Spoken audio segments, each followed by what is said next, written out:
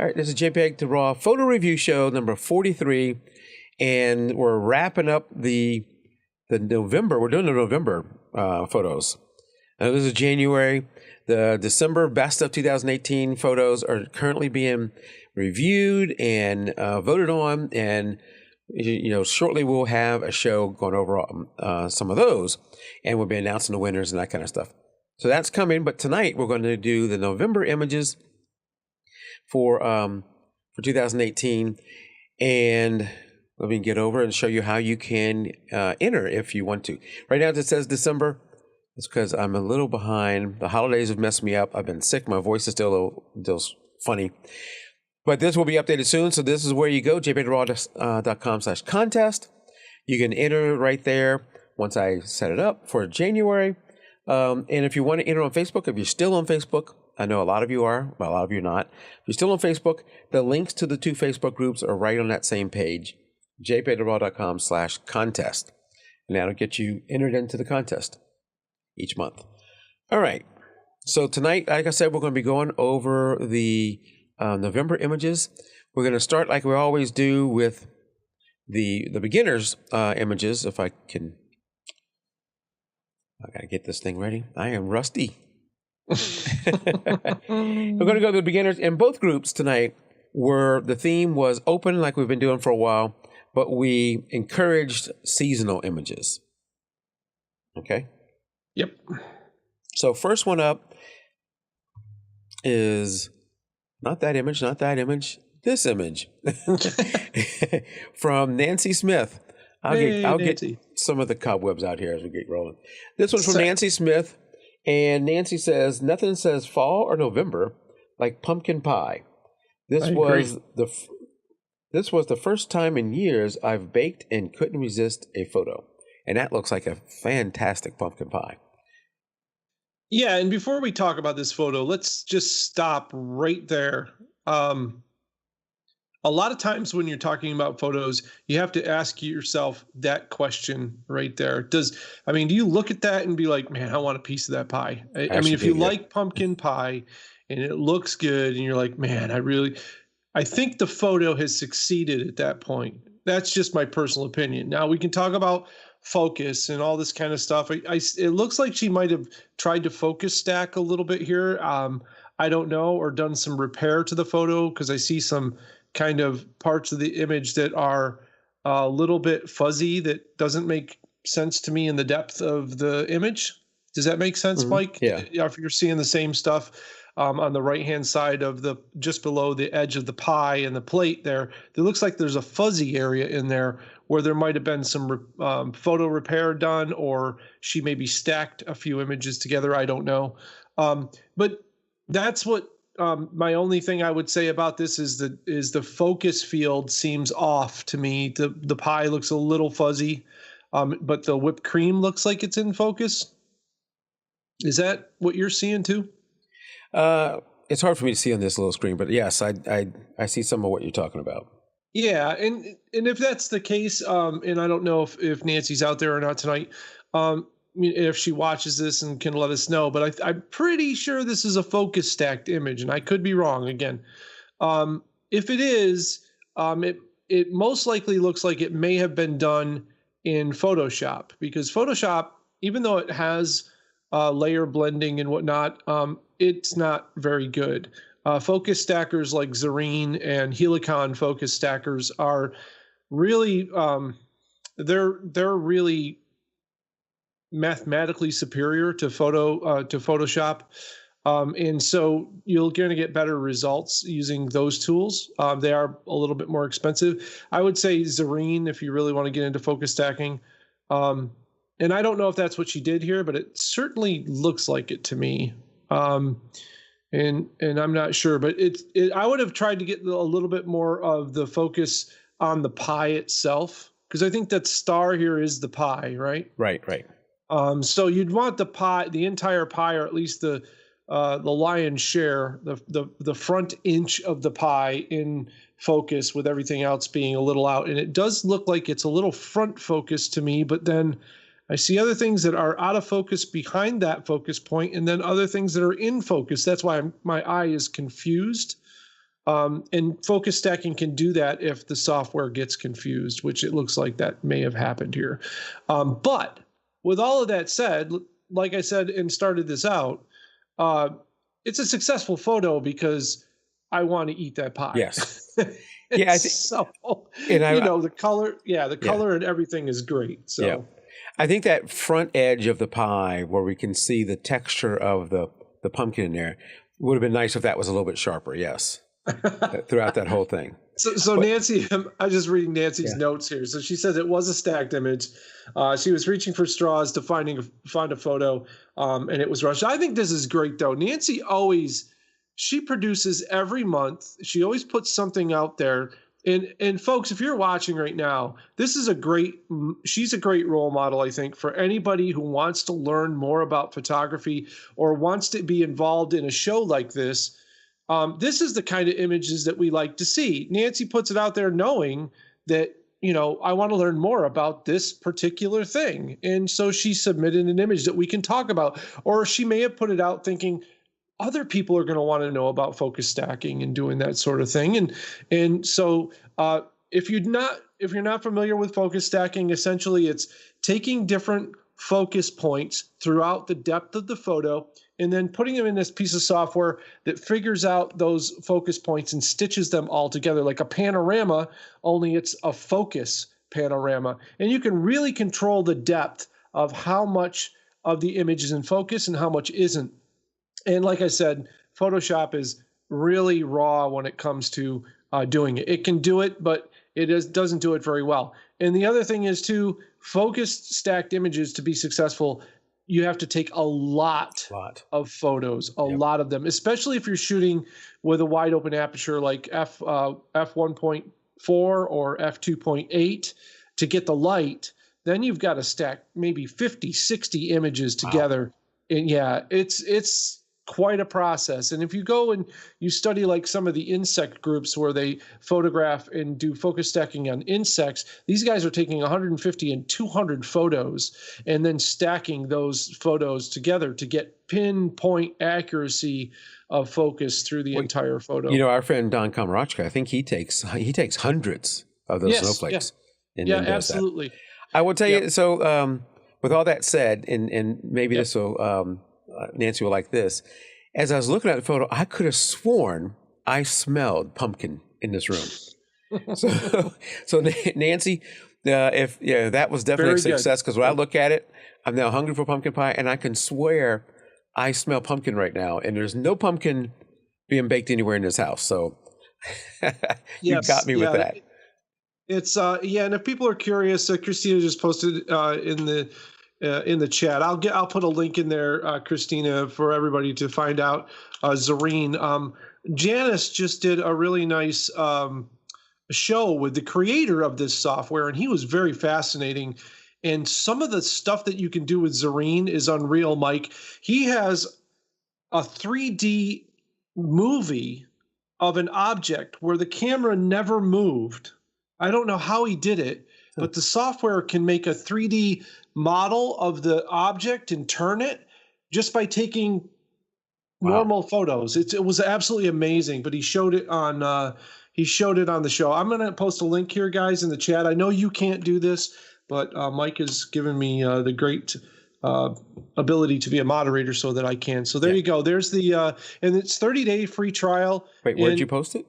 I posted it in the chat over on YouTube. I'm sorry. Okay. So if they want that, Mike, do you want that? You can grab it from YouTube and throw it over on Facebook if you want to. I'm just not seeing it yet on YouTube for some reason. Oh, it's very slow. About 30 seconds. The engineer, the guy who created Zareen, just did this for himself, and then it ended up one of those things of actually, a lot of people liking it, and he ended up releasing it, and now it's his job. This is what he does for a living. And he was on the show, on Janice's show, Macro Chat Live, and he was just a really cool dude.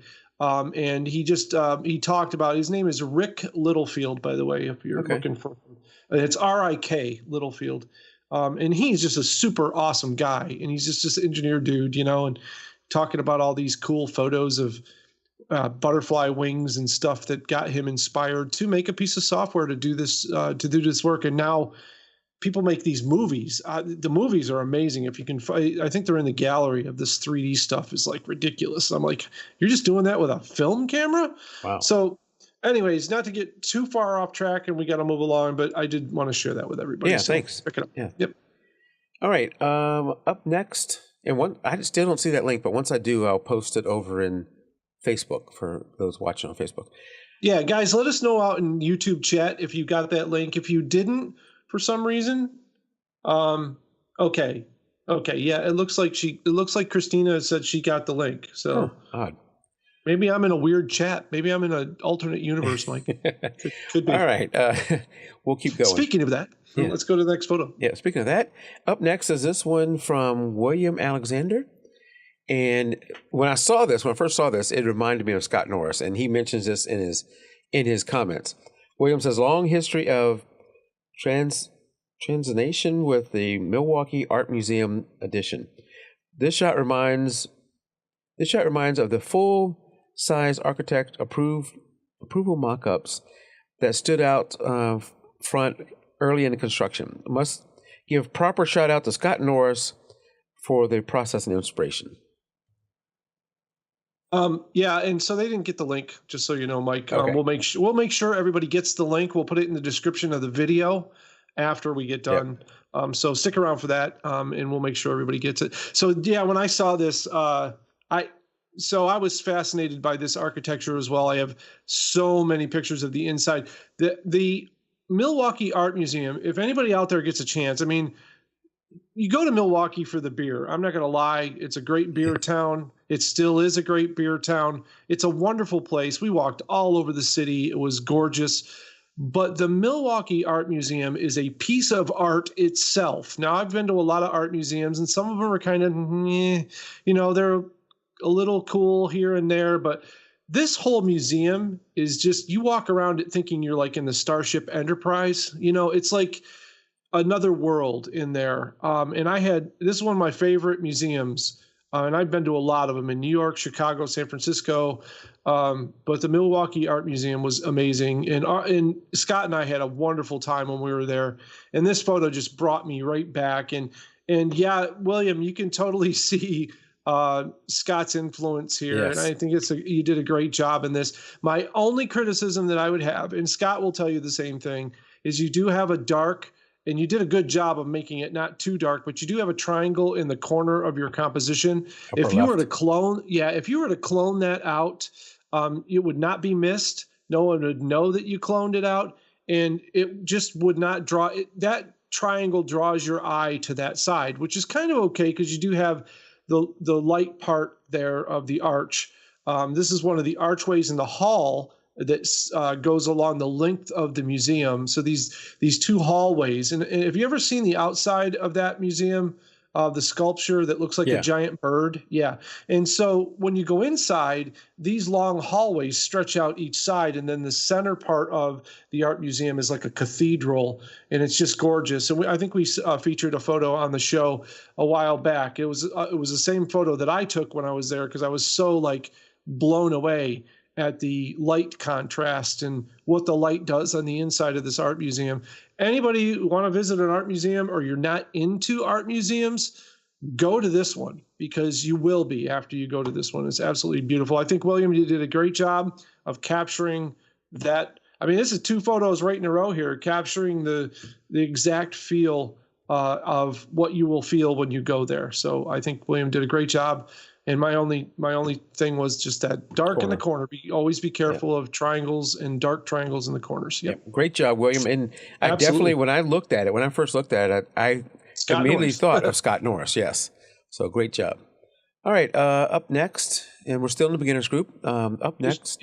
It should be said too that Scott's a Milwaukee native. So we mean that with we didn't see your photo and think you copied Scott. Yeah. It just, whenever I see the Milwaukee Art Museum, Scott has done so many amazing photos from there that if you've seen any of his work, you will think of him when you see it. So your photo stands on its own though. So I just don't want to be thinking. But William referenced Scott also. Yeah, so yeah, absolutely. As inspiration. Okay. So this one is from Jay Purcell. Hey, And Jay. yeah, yep, you know Jay. I know him. And Jay says, taken with my P20 phone. I'm not sure what a P20 is. But there's so many phones out there. I don't know all the phones. Taken with my P20 phone, touched up marginally with Google Photos. Yeah, good stuff. I told Jay that when he submitted, he was afraid, well, I don't have a DSLR camera. I'm not doing. I said, it doesn't matter. If you have a way to get an image into the camera, what matters is we would mostly talk about composition, I think, on this show. Sure. And leading lines and all that kind of stuff. And, I think that really, I think this William's Jay out in submitted. Chat. Oh, hey, awesome. RCI Construction. Cool. Yeah, I think that Jay, I told him to submit a photo, and I know he's not probably up at this time of night. He is in England, so Jay's submitting from the UK. Probably we don't recognize that phone either, Mike. But yeah, I think this is a great shot near where he just moved to in Liverpool. He's got some cool views there, and this is just very. I mean, I wouldn't have guessed. I don't know about you, but I wouldn't have guessed this was out of a cell phone when I first looked at it. The only giveaway that I get is the format, and I would have thought. I didn't even look at the name actually, but I would have thought Micro Four Thirds image. And I'm not a big fan of that format. And I think if I had any criticism here at all for Jay, I think I would have made this a little more epic, Jay, by choosing whether or not we want to feature the sky or if we want to feature the beach. Because your horizon line is in the middle, it's a struggle between where the actual subject feature is here. And you do have, again, that dark triangle in the corner. Always tough with beach shots. Always, if there's any type of landmass, rocks, any of that kind of stuff, just always try to, if you're going to tilt your shot a little like this and look down the beach, which is okay. Leading lines are okay. He's got like that cool mast thing out there that he's kind of got. That to me is the subject of the image. I kind of am looking at that the most because the lines, all of the lines are kind of slanted towards that way. They're kind of going that way, right?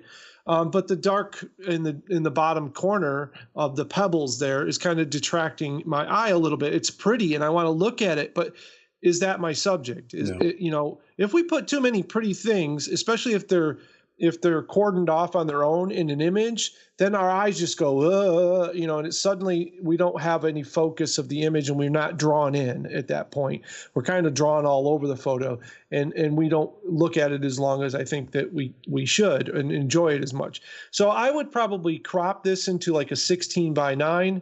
I think that the colors through the water are very pretty. I think the sky is up there in the blue. So I probably would have chopped most of the sky out here and made it mostly about the water and the beach. And that would have probably drawn us in a little closer to all of those windmills out on the horizon. Those are windmills out in the ocean. I think they look. That's what they look like. Yeah. Yeah. And so that would have kind of brought us more to that, I think. So I think putting your horizon on the upper thirds and then going with the 16:9 crop with this would have really given it that epic kind of look that I think Jay goes for. And he's submitted other images. In fact, I think he was a finalist or a runner-up last year around Christmas time. Yeah. And so he does very well for just using a cell phone. And folks, the only bad camera is the one that you don't have with you. And I often will go to like little pawn shops or places and buy old style cameras. And I did this with a bunch of my friends. I bought a cheap 4-megapixel camera and I forced my friends while they were with me in Yellowstone to spend 1 day with the camera each day. They had to take this camera with them and take photos. And then and the whole idea was we grouped all the photos together to look at them, and they realized that it's not the camera. It's the person behind the camera that makes the photos interesting. So it doesn't really matter. It's great if you have a high-end camera. That's awesome.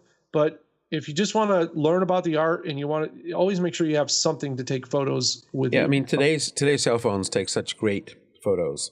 Oh, and the new software mods that they have out now, Mike, the night modes where they do super resolution. I don't know if you've seen any of that. iPhone's doing it and Android's doing it.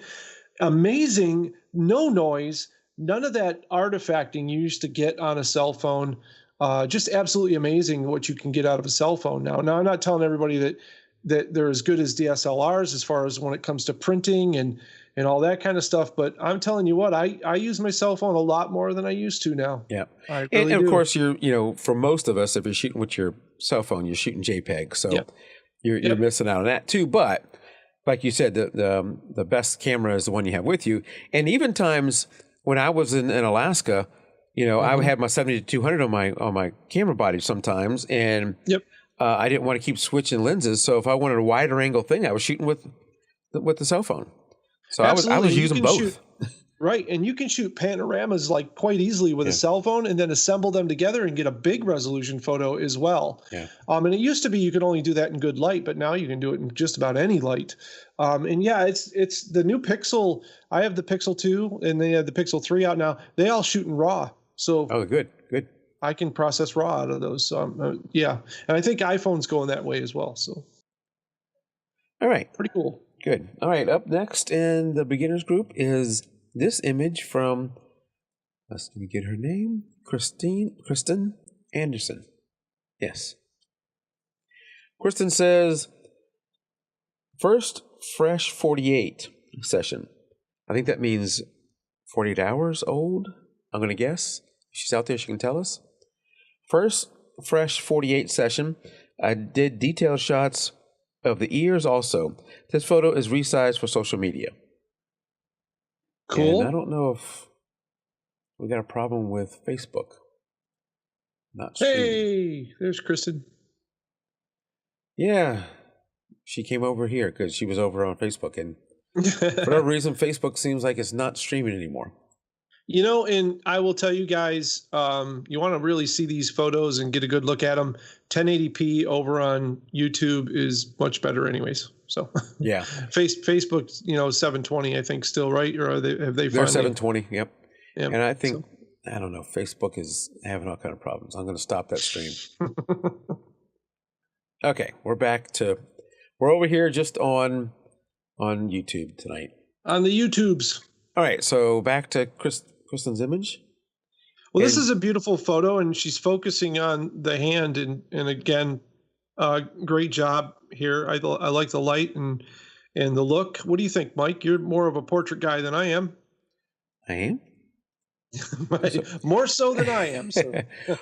These 48-hour sessions, these infant sessions, you're always focused on those little details because they're fresh. These things are, they're just born and you focused on that.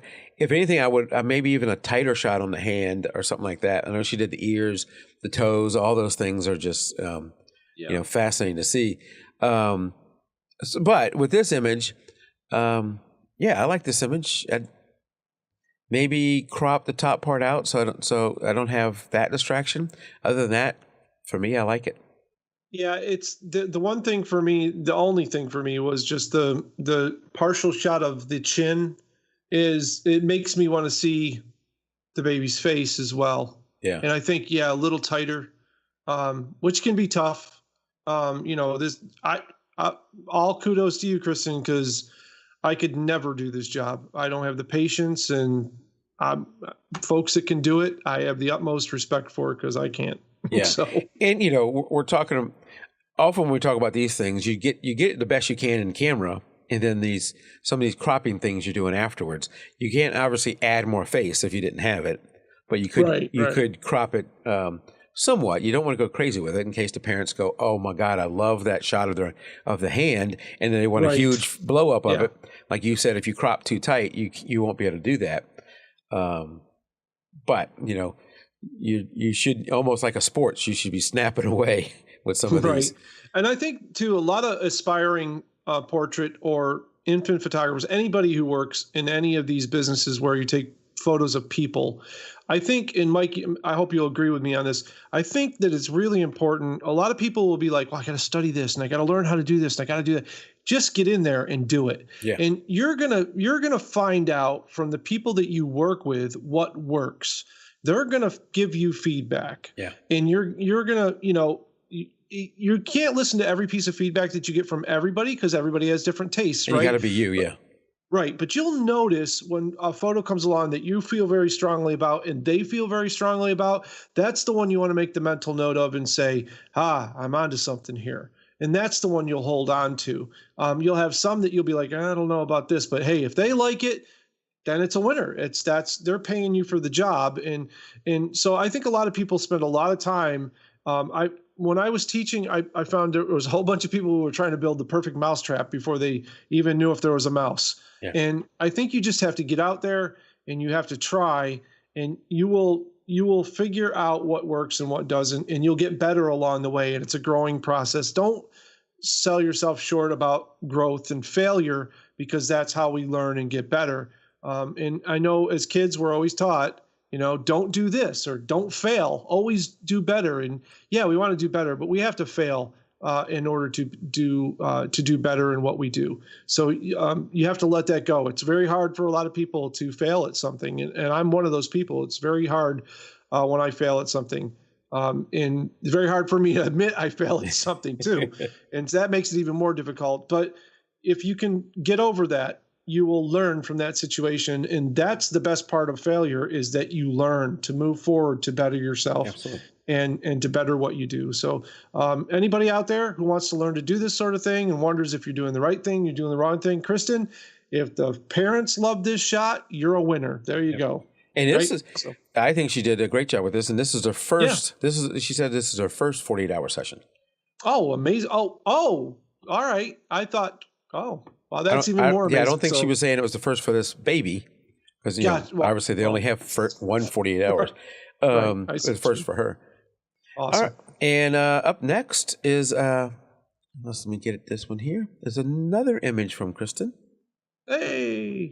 And in this one, Kristen says, this image, and this is not going to be for the streaming part of it, but this is what the comments say.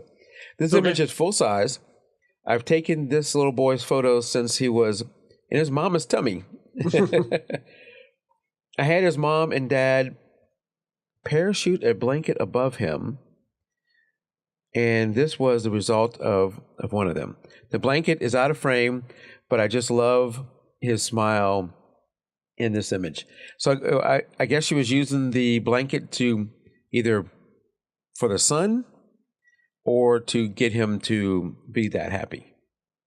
Yeah, I remember. I don't know if you ever did this in school, and I mean, this is going to date me, of course, but yeah, I think I remember from grade school where we used to do the parachute thing, where they'd get the parachute and whip it up and down, and down, and then they'd all get inside of it, and the parachute would stay like a big bubble until it slowly came down. I think that's probably what they were doing with the blanket, right? Yeah. Yeah, and so that's a great tip. First off, right there, if you're working with kids. Because boy, I'm telling you what, no matter what you want them to do, usually they want to do exactly the opposite. So if you can pull that off, and my thing with this image is just the focus seems to be a little bit forward on the hand.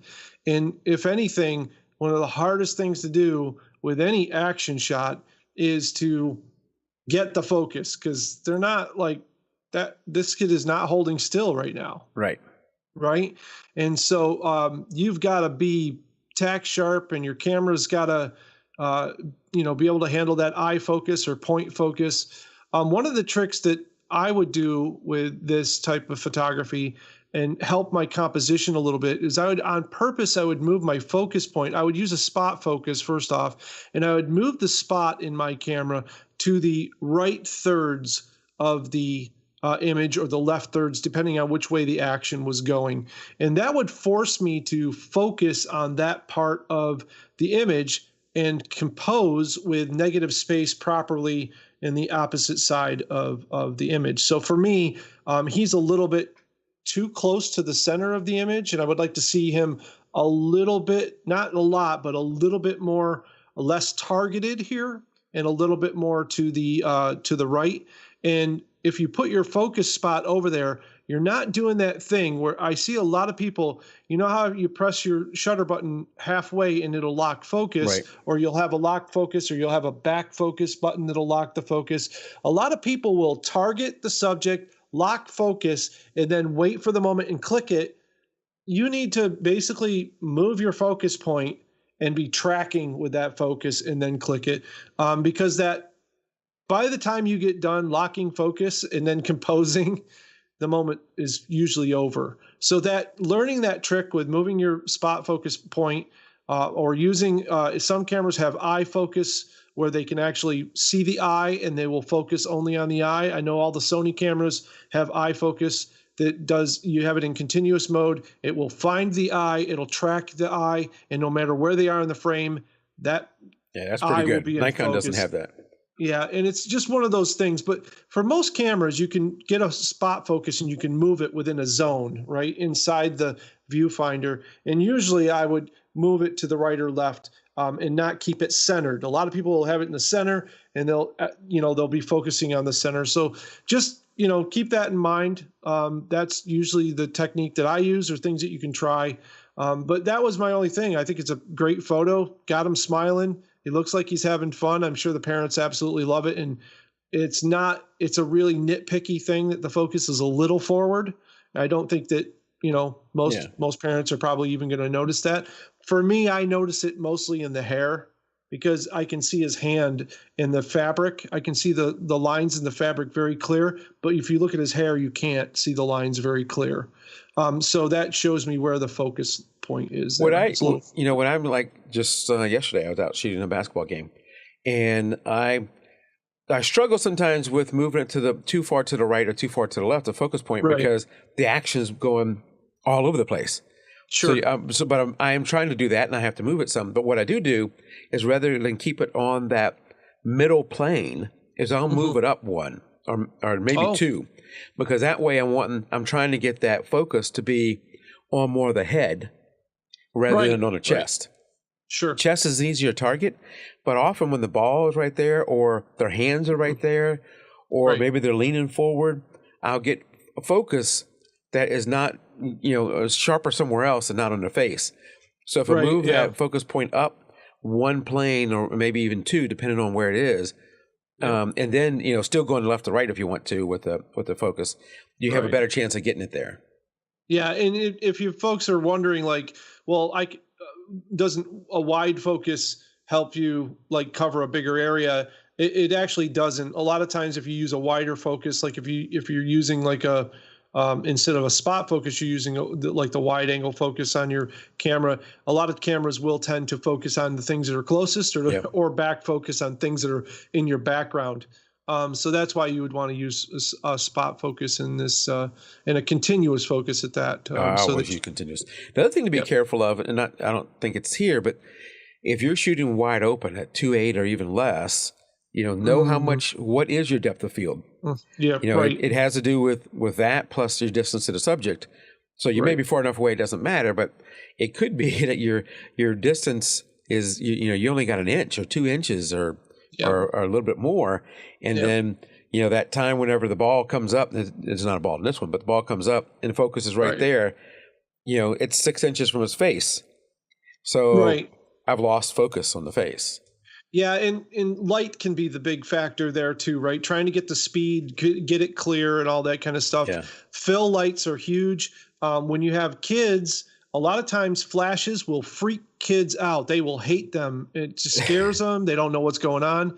Putting a flash pointing towards a reflector, having put the reflector down on the ground, point your flash towards the reflector and bounce it off the reflector back at them is a lot less intimidating than a flash right in the eyes or a flash on the face, using it as a fill flash. And then at that, you can basically sync it then so that it's bouncing light up, and then you can shoot it 5.6. You can shoot it, something that's a little closed down, so you've got that focus depth there that you normally wouldn't have. I love to shoot in natural light, Mike. Yep. But when I do, my subjects don't move. I make sure they're not moving, because in order to get that clear and whatnot. But if you're shooting action, you don't have any choice. Right. With kids, you don't usually have any choice. They're always moving. That's what they do. And so, reflectors can be a good friend there, and be able to bounce your flash off that, having the flash on the ground, and using a remote unit to do that. You can get a Yongnuo dual flash kit with a radio for like $150, and they're really good. Right. I mean, they work really well. I've had a kit for quite a while and use them often. And so, if you need that fill light, natural light's wonderful, but sometimes it's not enough. Right. Exactly. Great photo, though. All right. Thanks, Kristen. That is the end of the beginners group for November. And now we're going to go into the regulars group. Hey. So first up over there in the regulars group is this one from Daryl Harrington. And Daryl says, I was about a week late for peak foliage in Central Park, but tried to make the most of what I was given. Yep. I just simply wanted to create as much of the scene as possible without having to shoot it in pano, keeping the sky to a minimum since there was zero clouds. Yeah, it's a beautiful shot of Bow Bridge. This is, if anybody's familiar with Central Park, this is the John Lennon Bridge, essentially. John Lennon stayed in the Dakota, which is the building that you're looking at in the background. So it's, it's a very sentimental area for a lot of folks. I think he did a great job with this. I was very jealous that he was able to get a nice calm lake. I have lots of shots of this bridge. I was absolutely fascinated with this area when I was in, every time I go to New York City, I basically go to Central Park and go here. Zero clouds. You did a great job, Daryl, of good example here, folks. So we talked about horizons before, and we talked about the horizon being in the middle. Now here's a case where Daryl's using reflective symmetry. And the reason why he chose that, obviously, is because the water was nice and calm, but also because he had a lack of clouds in the sky. And the sky wasn't the story here. If the sky was like this amazing color and all these clouds, he probably would have left the reflective symmetry out of it, shown the calm water, but would have maybe pulled back a little bit more and gotten more of the sky. But in this case, he did right by going with a panoramic shot here, 16 by 9 or 16 by 10 wider angle, or 1 by 85. It's pretty wide. So he did a great job there. In this time of year, beautiful. There's a little bit of detritus in the water. I think the shot is spotless up into a very few points. There's a little dot over on the right-hand side that kind of draws my eye. That's a leaf or something floating in the water there. I would have cloned that out. And then he's got up in the upper right-hand corner. And Daryl, this is one thing I tell everybody, because you're so focused on the center of the image, one of the things that we often miss is what I call border patrol, which is looking around the outside edges of the image. So you've got kind of a tree up there that looks like if this was an HDR or the tree was moving or something, a longer exposure, you've got a tree that's like moving. So you've got this kind of like drawn out tree branch up there in the upper right-hand corner. I would have probably cleaned that up a little bit. Other than that, though, gorgeous image. Very jealous that you got here at this time of year. I can never seem to find time in the fall to get down to New York City. I love going there in the winter. Central Park in the snow is unreal. If you ever get a chance to be down there during their snow time, it is a whole new world, of course, in this area too. But he did an excellent job. Yeah, here. This is a gorgeous photo. This is one I could see, putting on the wall. This one's really good. Absolutely. Yeah, it's a wall hanger for sure. So nice job, Daryl. Yep, nice. Thank you, Daryl. He makes his way around. He's a good traveling photographer. Yep. All right, up next is this image not from Daryl. Hold on. Right. From Ebenezer. There we go. Hey. Ebenezer. And Ebenezer, one thing, you never give us a lot of information. And he doesn't disappoint this time. He says, pelican basking. Yeah. So it's a good shot. It's a little tight, I think. Feels targeted to me. I don't know about you, Mike, but it's just so tight that I think I would have rather seen it a little bit of this background. It looks like there's a pretty cool park here or something. And another reason for the I think that maybe pulling back a little bit more is if you notice that line in the background there in the upper top, and again the dark triangle in the corner. That's been the theme for tonight. Right.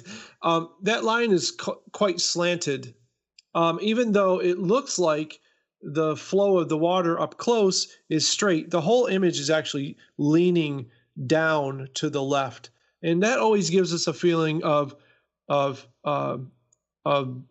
balance. And this image goes even farther, and we have a pelican holding its wings out, which makes me. It gives me the look of like, oh no, I might fall over.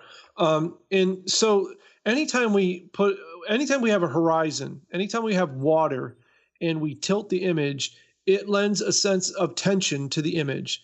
Even if it's subliminal, it's not what the human mind is used to seeing or feeling. If we went to a planet where all the water was tilted, we'd be very uneasy and uncomfortable because we'd be like, what's going on? Yeah. Like that shouldn't happen. So always be careful of those lines in the background.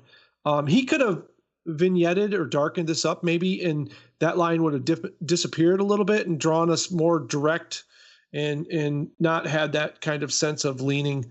But I would have pulled back a little bit. I don't know about you, Mike, but it seems like it's a little too tight for me. Pulled back or gone even tighter, but then you would have chopped off the wings. You could have gone with maybe a different crop and cropped off some of the top. Yeah, I think even wider image. Although animals in cinematic format, well, not so much on land. I don't know what it's like. If flying animals are in action, if they're in action, but just stationary animals like this in panoramics sometimes don't work if the it isn't. So right now, the way it is, it's another targeted image where we have our subject and then it's surrounded by everything that's competing with it. We got this cool looking water and we got a bush behind there, and it's every side of it's got things encroaching on it. And so that creates a weird competition in the image for the power of the image. That's why I always suggest when you're first starting out, work with the golden spiral, work with the thirds, learn those and why they're powerful. And then you can start messing with your composition a little bit more and including more of a story in the image. But you have to know those basics before you start doing that. And so this is a very targeted image. I'd like to see him, kind of not have this like the pelican and then have the water over on one side would be amazing. And show a little bit of the nature that where this pelican is at. Or tighter, like you said, I would, even if it was at the expense of the wings outwards, that expression on the face of the pelican, the wings, we're going to paint that in with our minds. We're going to paint that in there. But it just seems a little too close in for me on this image with the current format that it's in. I'd like to see him pull back a little bit, but amazing catch. And Ebenezer, if you have a location like this, which you can go back to all the time, go there have often, fun with it, man. Try all this different stuff and see what works for you. I mean, if this photo works for you and you sold 15,000 copies, then more power to you. And we know nothing. Especially with these bigger birds, you have a lot of options to catch them flying in, taking off. Yeah, they're fun to shoot. Photos. Oh, pelicans are fun awesome, to take photos man. of.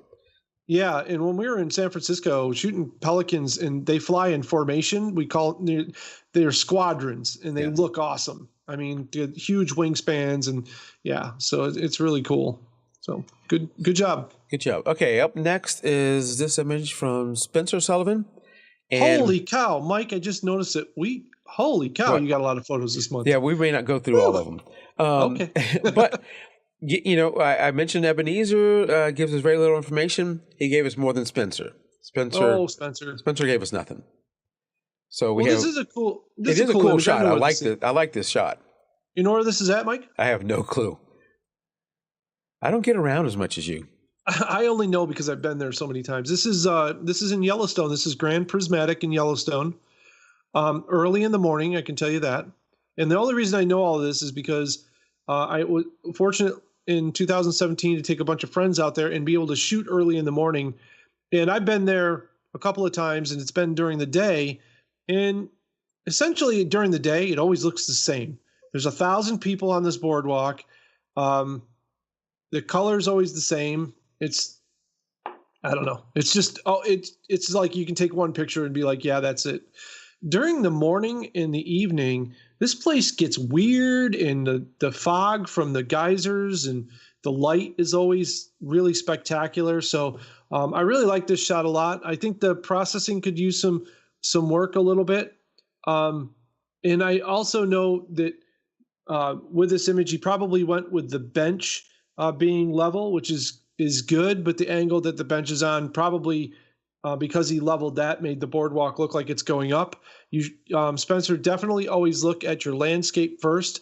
This area here where Grand Prismatic is at is absolutely flat. So you should have gone by the boardwalk first. And so you've got a difficult image here to make look level, because if you did that, then the bench is going to look tilted. A little tough to deal with. I like the minimalism of this image. I do too. Just I like how he got low with it too. But I think that omitting the bench makes this 1,000 times more powerful. Edit that bench out, level the photo, and you're going to be like, holy crap. I really believe that. Yeah, I love that it turned to black and white, and I love the sky in this image. And there's a lot of color here. I mean, but during the mornings, it's very monochromatic. I took a picture of my friend Greg while he was taking a photo out on the boardwalk.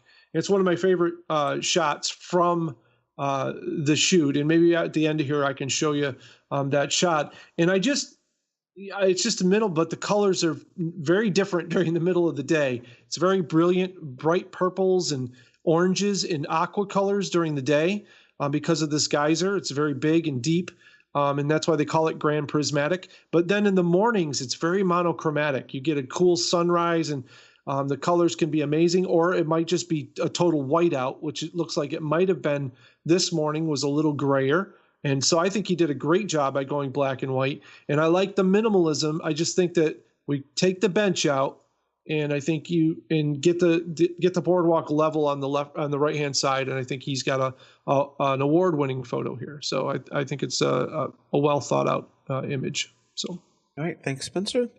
Up next is an image from our friend Millen. Hey, Millen. What I love about what Millen did here is he found something I think 99% of us would just walk by. Yep. That's what I loved about this one. He just found this in the, let me see what his words are here. Found this as he's walking through. He says, autumn is almost over here in northern Bulgaria. My last trip to the village, I stopped to a nearby place in order to take some shots. There was small water pond and some leaves that had fallen in it. The contrast and colors caught my attention because the leaves were yellow and orange and the water was bluish from reflective light. I didn't have too much time to get a tripod, so I shot handheld. He did a good job, I think. Says he shot it at f5.6 ISO 400. Looks nice and clean. He's shooting with a D7200 too, so good job there. Love the colors. That was the first thing that popped out to me is the blue, and I really like that a lot. Millen, for me though, the image, there's a lot of competition in this image between those leaves and that rock, and I can't decide on which of those two things I like the most. And so I constantly am searching. My eyes are searching through the leaves, searching through the rock, searching through the leaves. I'm just going back and forth and back and forth. And that's a lot of times what composition of two subjects will do to you. They're in competition with each other. And the way you can avoid that is that you could have used the rock as a foreground part of the image and then focused on just the leaf, or done the opposite around, which means you probably would have had to been in the pond, because most of the time the rocks are, Yeah, I don't know if the plane of those two are far enough apart where you could do that. Well, if you get down low and get close with a macro, you can do some pretty cool stuff with leaves. And it looks like it was pretty close here. 85 millimeter. It says 18 to 140 millimeter kit lens, which does pose a little problems when it comes to using kit lenses and doing, close-up images a lot of times. But I just think that there's a lot of competition between the two, and you still would have had all the colors that you had. You still could have processed it like this, which would have been beautiful. It's just there's a lot of competition when you put two whole subjects in the frame. I got a whole rock and I got a whole cluster of leaves there together, and they're just kind of fighting back and forth with each other. So pick your subject and then make the other part that you wanted to shoot, make that support your subject. That's what you should think about when you're composing. And then maybe you're undecided on the two, like an image like this, we talk about, I don't consider this image a failure. I think it color's good and it makes me think of autumn. So I think that that's a success. But what I look at is, like, if it was my image, I'd look at it as a learning process. I'd be like, okay, how can I make this image better? I'm always looking at all of my images saying, how can I make them better? How can I do better at this next time? Can I one-up myself? That's like the constant thing that I'm always thinking about in my head when I'm shooting. Can I do better than I did last time? I like that one shot I did. Can I do this one better than I did that? So I would just look at this image and think, well, next time maybe I'll try from the leaf perspective, or maybe the leaf on its own, or maybe use the rock as a foreground subject, to try to support the close-up of the leaf. Because I think I like the detail in the leaf and the water. That's what I do like the detail in that yellow leaf. Yeah. Yeah, but I always like when there's lichen and moss on rocks too, is very gorgeous and beautiful to look at. And I want to also remind everybody, very hard to capture that and make it look good without making it look like it's completely fluorescent looking. And I think he did a good job with the colors here. They're vibrant, but they're not too vibrant to the point where it doesn't look natural. Yeah, so I like the yellow and blue mix. Yeah. All right. Good job. Good job, Millen. All right. Up next is, find it. Where is it? Here it is. This image from Gina Clark. Hey, Gina Clark. Gina Clark. And Gina never gives us much information either, but she says Poppy in the woods. And I think Poppy is what she calls this child. Yep. And all I got to say for Gina is she is, from the first time I've known her to now, her editing capabilities have just, skyrocketed. She does a fantastic job of the post-processing. Yeah, I think that, first off, Gina, thank you for submitting your image and inspiring other people, because I think this image should inspire people. Great use of tones and colors. Great use of contrast. The red jacket is very iconic. The red umbrella, the red standing out. Little Riding Hood. Yeah. Right, exactly. So all the things about this image I really enjoy. She darkened up the edges enough to give it kind of that mysterious look. I love the hand gesture going on. Yep. So all the way around, I would say it's a good award-winning image. She did an excellent job here. So, and she should be very proud. Yep. Excellent photo. Yep. That's really all we can critique on that one. Yeah, we can't go any farther. Look, folks, study that. It's great use of tone and great use of softness. Everything about that image works really well.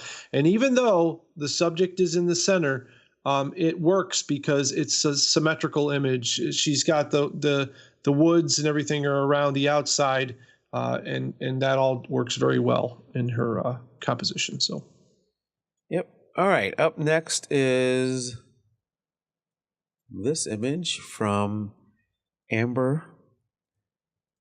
And Amber says, okay, so you have to be part of our Facebook group to know this, but she says, as I mentioned in the group, I'm in the middle of selling a house, which is an awful process, by the way, house, and posted this image. I decided I may not get a chance to shoot again to enter before the deadline. Everything is disorganized, and even though I'm so busy, I was itching to shoot. So no composition. This is not a composition. This is as it was. No composition this time with Loki, the name of the dog. One light setup. I wanted to present a mood to it, but not quite sure I reached it. I think it goes to composition again. As far as just targeting the subject right in the center of the image. Amber, if you crop this down just a little bit and move the dog to, I think, the right-hand side of the image, the right-hand thirds, you got a winner. The bright white box is really distracting to me away from the dog, where you have all the other brown boxes going on. Unless you're going to use that white box as kind of like the subject matter of the image, like you have the yellow tape dispenser on there, which is great, I can see it. It works well with all the colors and things that are going on, but the white box is kind of doesn't work as well. Your watermark is excellent, by the way. I want to just say, I don't know if anybody caught the watermark in the lower hand or lower right. I did. No, I missed it. She drew it on the box. It's actually it's written on the box. It's not her watermark. I'm sure she just wrote it on the bottom of the box. But no, I think it's a great shot. Your dog is always amazing and has the greatest expressions. It just comes down to that targeting thing. Generally, when we put the subject right in the center, if it's not a symmetrical shot, which means that, like if we go back to the last shot, everything's a circular around the child. So it's basically like a zooming in shot of the child. So it's very symmetrical. And we do want to mention too, I keep hitting my mic, Mike, I'm sorry. Christina, it does mention the light. Yeah, that the tone, the light is awesome as well in that shot. But you can see how the child was centered there, but everything was symmetrical around. This shot, it's not as symmetrical. So we have the boxes are a little more over to the right on the right-hand side, a little tighter in on the left-hand side. It lopsides the photo enough that it's not symmetrical, but your subject is in the center of it. And I would put your subject a little bit more to the right, and I think you would see that it would pop a little bit more. And your same vignette and everything that you have here looks great. The light looks great, nice and dramatic on the side, but what an amazing subject that she has to be able to shoot this doggo just like hang out for her like this. Yes. I mean, I think she has two dogs that look like this, one Thor, one Loki. Yeah. And, I don't know what they're like in her life, but in the photos she shares with us, they seem like they're very good at posing and waiting for her to get the shot for her and cooperative models. Right. Yeah, absolutely. And she gets some amazing compositions and with them as well. And she always learns from all this stuff. I don't usually go this deep on talking about this stuff, but she always takes everything that we say and she runs with it. So, yeah, keep it up, Amber. I love it. Your dogs are definitely the stars of the show every time. So. All right. Next, we're going to do Norman's shot. Norman's out there in chat. So, hey, Norman. Let me find Norman's name. Norman says, the quiet before the storm on Lake Michigan. Love the way the lake was so calm and took on a green tone. The old broken pier just seemed to go on forever. Yeah, simplicity, right? Always wins out. Yeah, it's again with the horizon, guys. Always remember what's the main subject here. So Norman talks like the pier for him was really doing it, and the color of the water. The sky is, it's okay, but there's no symmetry to the there's no reflection on the water really to speak of. So here's a thing where I would have put the horizon up to the upper thirds of the image and cut the sky down to very, very compressed sky so that we really focus on that pier in the way that it goes out there in that beautiful colored water. Other than that, I think it's a great image. I think, Norman, you could do that by cropping it from the top right downwards, and you won't lose much of the pier. You will cut off that straggle bush that's on the right-hand side, which is kind of, not really doing much for your image. But the main subject, I like how the pier goes out into the center. That's fine as well. Yep. But yeah, just be careful of your horizons. Lake Michigan, guys, go see it. It's a beautiful lake. It has these tones of blue and aqua colors that are just mesmerizing. I did a whole series of shots on it this year and was blown away by the color. We went to this small town and looked into the water, and it looked like it was in a tropical island someplace, and it's the lake, and it's all this beautiful blue-green aquamarine color. It's just fascinating. So, but yeah, Norman, if you live out that way, keep doing it, man. It's great subject matter. Thanks, Norman. All right, let's go to the last image here, AD. Okay. So the last one here is from, I don't know if he has ever submitted. He's been in a group for a long time, posted in a group a lot. I don't know if Carl Mecklenburg's ever submitted. If you have, sorry, Carl. But Carl is a fantastic photographer, and I love the images he shares with us. this being his first time submitting, he probably doesn't know to give us more information. So all he gives us is autumn by the lake. Cool. And I wouldn't have, so it might be autumn, but it doesn't look like autumn to me. So I don't see a lot of colors. Right. Looks like late autumn to me. Regardless of that, though, does the story, does it show a story here? Does it tell a story? And I think it does. He's got reflective symmetry going on. We talk about that. We talked about that tonight. He does have a dark corner of the image, a little too vignetted for me. A little dark in the skies and up top. He's got a lot of movement. One of the very tough things to do when you're shooting outside is to stop trees from moving. Man, I'll tell you what. And a lot of times what I'll do, so I'll share, just this helps me a lot. I've had a lot of situations where I'll shoot like waterfalls and I want to slow the water down, so I'll shoot a long exposure, but there'll be some tree next to me that will have a branch going like this, and that just comes out like this blur, like someone waved their arm in my photo. So what I've learned to do is shoot two photos. I'll shoot one for the water and then one for the foreground trees. The foreground trees will be a fast, I'll set my shutter speed so that it stops the motion immediately. And then I'll do a long exposure for the water, and then I'll blend those two images together so that I can defy nature and its wanting to screw my photos up. So, but I can bring back the image that I wanted to present to people. Because I wasn't looking at that tree moving around. You don't want a tree like waving at you while you're trying to take a photo of this beautiful waterfall. Right. So and a lot of times you can't avoid it. There's always going to be the foliage there. For some reason, plants like water. I don't understand. But so life. So I think he did a great job here. It's just you got to be real careful with moving around trees. So maybe a faster shutter speed. I don't know. Carl, please submit information on. Here's what we like to hear. We say it every show, so this is a great opportunity. Carl's helping everybody learn here, and hopefully we can help him a little bit. When you submit your photo, please tell me why you pressed the shutter button. Why did you do it? Not, it was a beautiful autumn day and the temperature was, no, you didn't go out to take photos because of that. You went out to take photos because you liked this lake and you liked the sunset at this lake meant something to you. Tell me about that.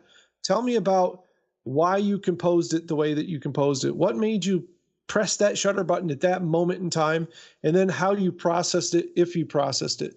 I want to hear like, well, I put a vignette on here because I wanted to pull your eye in towards the center. Then we have some subject matter about your creativity that we can talk about. Otherwise, a photo is really as good as it is important to you. So when you take a photo, if it's an important photo to you, nothing I can say about it to you is going to change the way you feel about that photo, it's going to change the way you feel about me. I may offend you if I say something because I basically don't know what you were going for.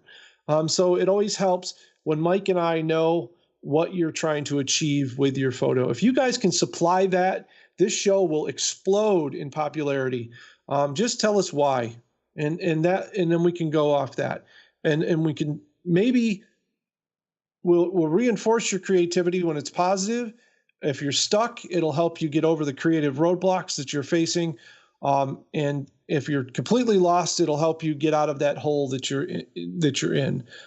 If otherwise, it's going to be considered criticism. And this is not That's not what we want to do. Yeah. Right. We're not criticizing photos here. We're critiquing photos. And more importantly, we're giving feedback on photos, which I think is the most important. And feedback is based upon your goals as an artist. And everybody's goals are different. You all should be different. You're all different people. Even though we're all the same, we're all different as well. And I think that's a hard concept for a lot of people to grasp in the art world, especially.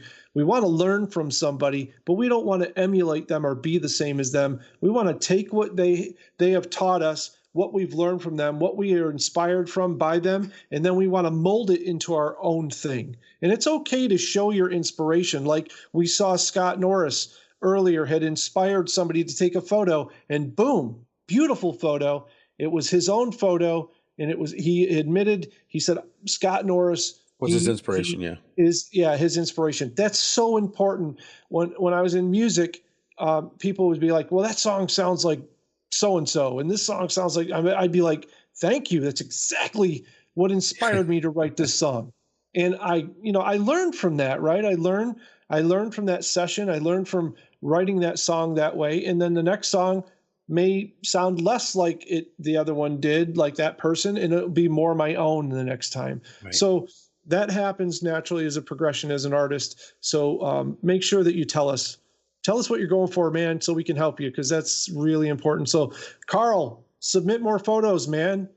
Mike says he loves your photos, and I want to see more of them. Please send them in and tell us what you're going for, so that we can move as a group forward, because I learned from that stuff as well. So, and we all learn from listening to AD give us information. I've, Border Patrol. There's so many. I need to write these things down. I got a little notebook right here.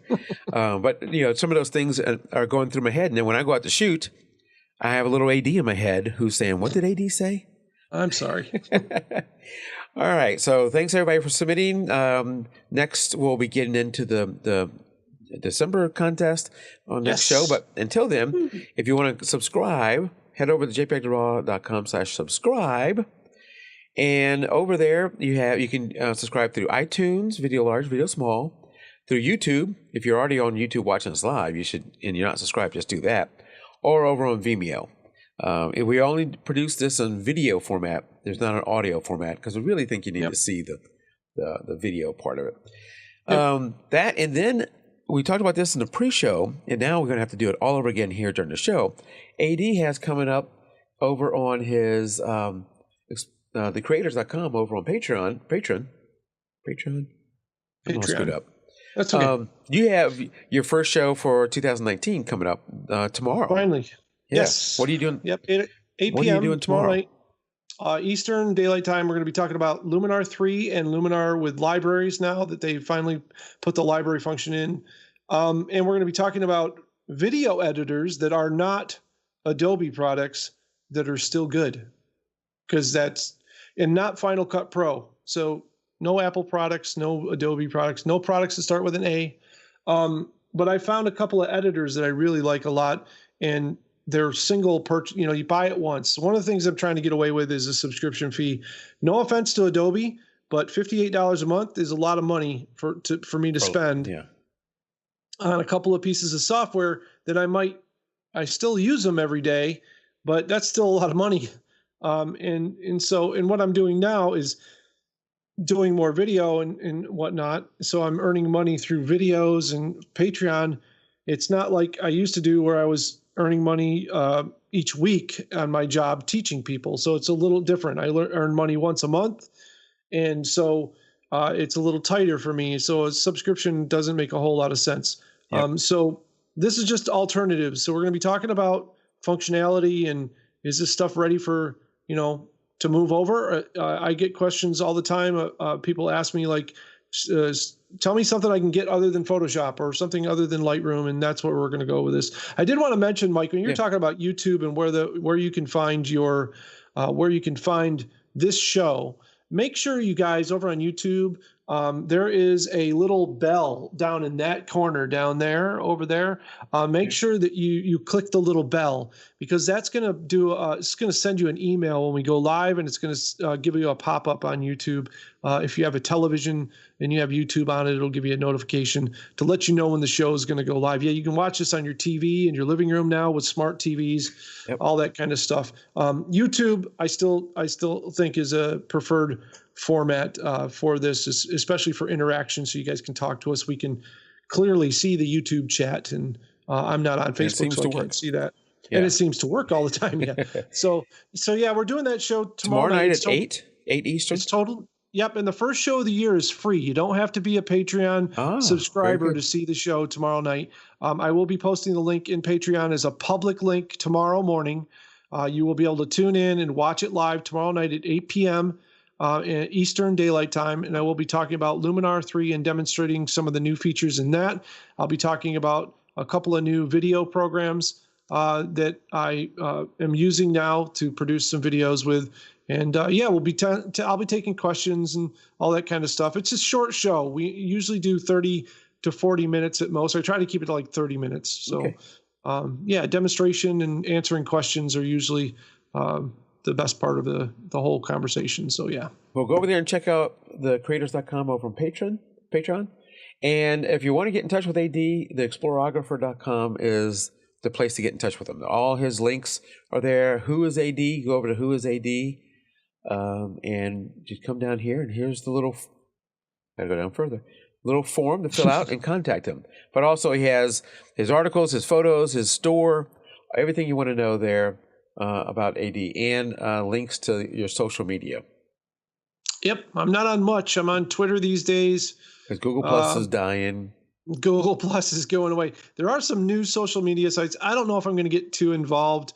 I really have always been, and I've worked with a lot of photographers, I've always been kind of the guy who was like, start your seed, and Mike will agree with me, at your website, because any of these websites can go away. These social media things can go away. Facebook, believe it or not, could go away. Google Plus going away. Right now, Tumblr is struggling with its new restrictions on its content. It might go away if the user base isn't there and they're not making money through data mining and through advertising. They're not making money. Those servers don't run. Yeah. So essentially, if you have your own website, and don't go with a provider, get with somebody who has a server. Get a website with them that is, not a pre-made thing. You can start that way, but I always suggest that people get a website that you can customize and you can make it your own, like a WordPress-based website that's quite easy to manipulate and quite easy to hire somebody to work on for you. And start there. I know it's really hard. We want to post to Facebook and we want instant likes and we want people to see it. We want to know what people are doing. But in the long run, I can tell you that all of that means absolutely nothing.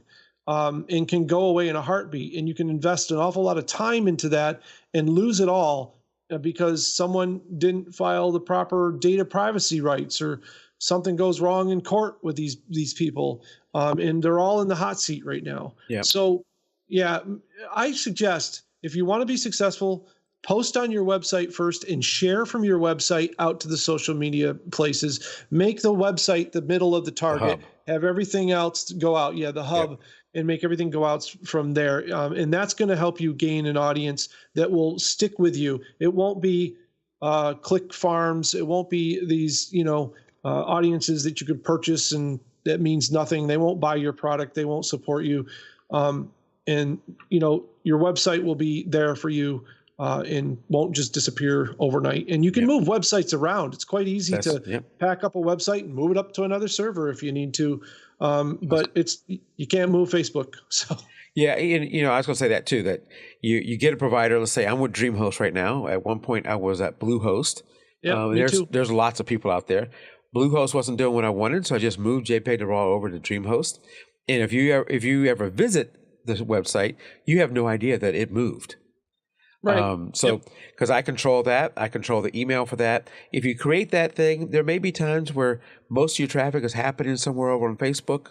You're getting a lot of likes over there, but eventually they change some algorithm and the likes come down, or the views come down, or whatever, and you move somewhere else. But like AD's saying, if you're wanting to do this more and more for a business, or get people to view your photos more, having your website be the central hub of all your sharing and all that kind of stuff will in the long run pay off, because you control that, or at least you have the most control over that. Right. And I host my photos with SmugMug. I know other people host with other folks. I embed the photos in my stories in my website from SmugMug. And what happens is, because SmugMug is ranked higher in Google rankings than I personally am, and because my photos are tagged, people can find my photos on SmugMug and then get led to my website from there. And then when they view my photos again on my website, I get hits on SmugMug, which moves me up their rank. So it's that nice thing of having my own website. That's not going to happen on Facebook. When you upload a photo to Facebook, they own it. Yep. So, or Instagram or wherever, which Instagram is Facebook, by the way, in case you don't know. I'm always careful with, start at my website and start there. And I used to think every post on a website had to be a big long post. you can post to your website the same way. Imagine if you started today posting to your website like you did to Facebook every day, and your blog post every day was interesting, and then you share that to Facebook and share that to Twitter and so on and so forth. You're going to see that your subscriber on your website is going to go up, and people are going to start making more trips to the source rather than picking it up third hand or wherever down the line. And you have to understand, like Mike said, with algorithms, Facebook is in it for money. Facebook is free to you to use, but they're using your data. They're using what you do, your clicks, to make money. And so their algorithms are constantly changing to make Facebook the most money that they possibly can off all of these photos and all these clicking that's going on. When they change an algorithm to make more money, you might be at the bottom side of that algorithm and you're out of the loop. And then you've lost your audience. And when you build your audience from your website, you own it. You keep it. It's your interest. It's where you're making direct contact with people. I think it's just a much better way to go.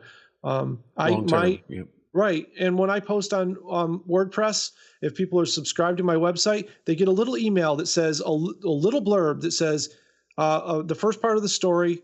And if you want to read more, come on over to the website. It doesn't spam you. It doesn't send you this big long, junk. I don't do email newsletters, that kind of stuff. It's just a little thing that says, hey, AD posted something new today. If you want to read it, it's there. Go check it out. So, all right. Good advice to end on. First show of 2019. Thank you everybody for coming out, and we're going to head into the post show. So until next show, keep shooting. Good night, everybody. Good night.